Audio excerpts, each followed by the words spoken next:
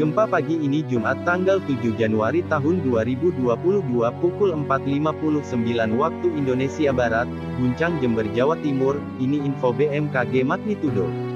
Jumat, tanggal 7 Januari tahun 2022 pukul 7.44. Gempa bumi terkini melanda di wilayah Jember, Jawa Timur, Jatim, Jumat tanggal 7 Januari tahun 2022 pagi.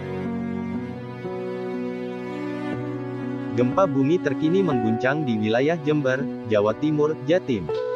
Guncangan gempa itu terjadi pada hari ini Jumat tanggal 7 Januari tahun 2022 pagi tadi. Kekuatan gempa bermagnitudo 4.9 yang getarkan wilayah tersebut tepatnya berada di 139 km barat daya Jember. Foto, ilustrasi gempa bumi, tribunwow.com/Rusinta Mahayu. Gempa bumi terkini melanda di wilayah Jember, Jawa Timur, Jatim, Jumat tanggal 7 Januari tahun 2022 pagi. Berdasarkan BMKG Jogja, gempa bumi itu terjadi pada pukul 4.59 waktu Indonesia Barat.